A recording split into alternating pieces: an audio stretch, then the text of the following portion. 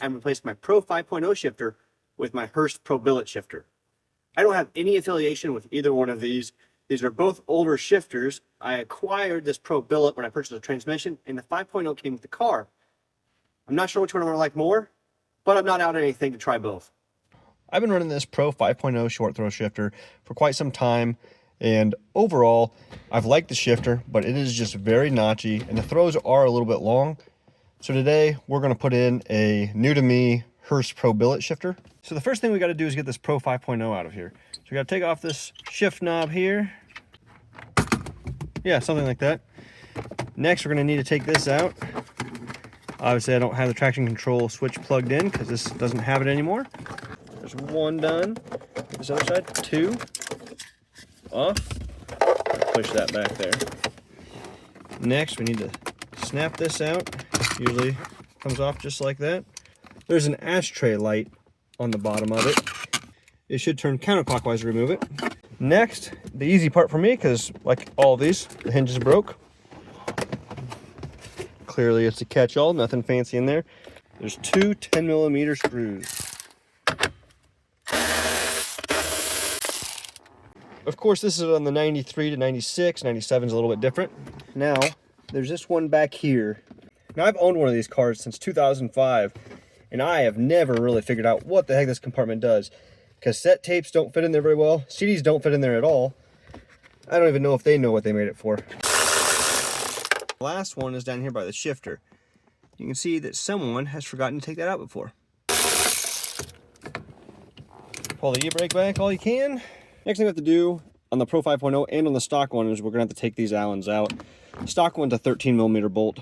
These are 6mm on the 5.0, and they are tight.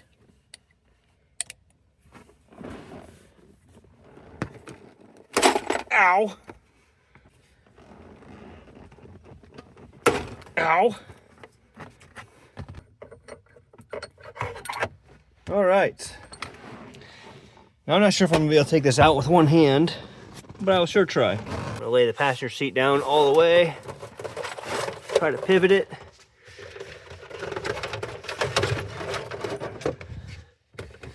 You know, I forgot one more wire, and it's under here for this switch.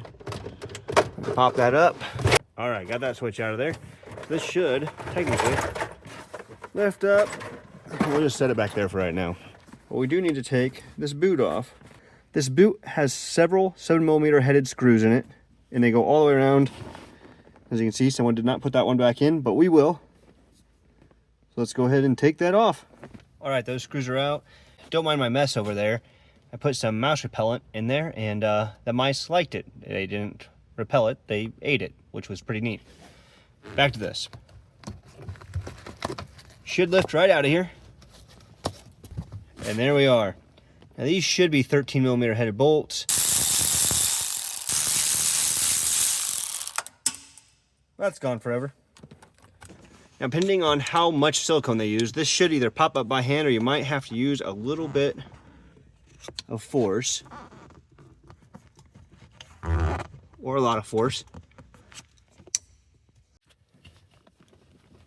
I smacked it with a dead blow. There we go. Well, that's enough silicone to seal an entire motor. So I'm gonna clean up all this silicone and I'll be right back. All right, let's talk about these. So this is the Pro 5.0 Power Tower. This is the Hurst Pro Billet Plus. Now, when I put these on the sides, you can kind of see how they get their tilt. So the Pro Billet Plus is done with the tilt of the shifter lever.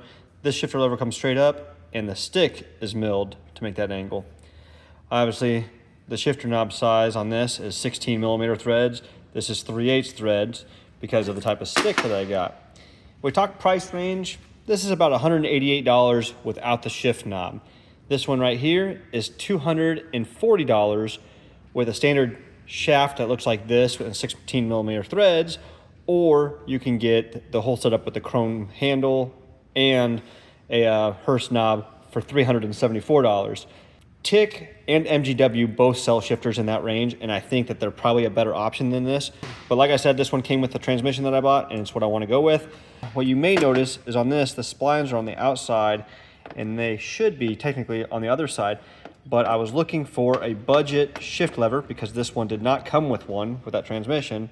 And this is what I could find in the right height that I wanted, because I wanted it to be about an inch shorter than what this one was, and in a slight angle.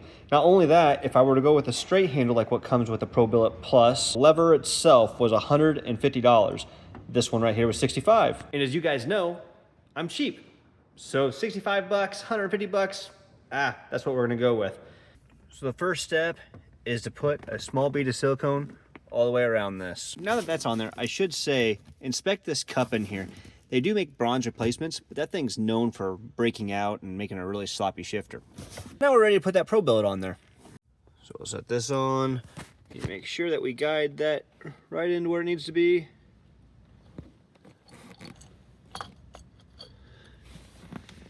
Perfect. This time you can see that I actually used washers. The previous owner did not. Just snug. Next, we gotta throw this back on. Well, unfortunately, the reason why it was missing all these screws is because they're all stripped out. So I had to step up to number 10s, and all I had here was Phillips. So that's what I got. Not stock, but it'll work. Center console's bolted back in. Hurst stick is screwed in. Should have went with a little bit longer bolts, but I did put, hard to see, but I did put lock washers on them. Should be fine. We'll get this piece back on. Like that. Next thing we're going to do is put a regular nut on this. That way we have a way to tighten up our shift knob. Then we'll put on the good old Hurst 6-speed shift knob. Then we'll use the jam nut. We'll put that on.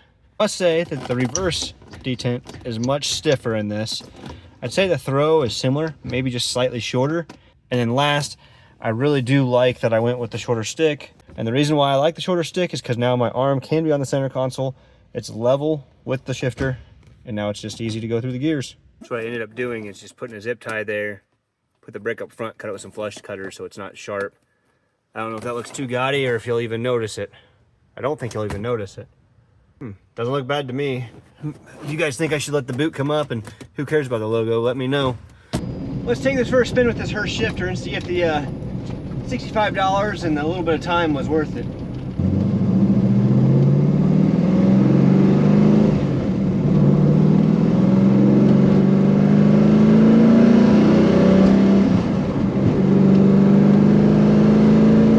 It's not bad. Third was easy to find. Really went right in. Fifth was easy. Usually these shifters, 6th gear in reverse is always kind of the trickiest. The height feels good. I'm not sure what I think about the smaller shift ball yet. Kind of missed the bigger one. I don't know. I think that's gonna take some miles. Oh, 6 was smooth. Way better than that power tower. Way better. It's definitely much smoother. Like, I know I've already said that, but that Pro 5.0 is very notchy, and this is like smooth and quiet. It doesn't have near the noise coming into the cabin. Like, it's significantly quieter for the shifter. Okay, let's try reverse out.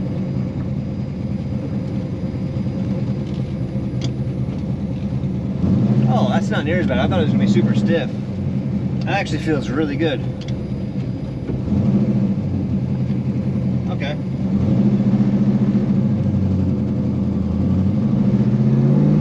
See what we can do.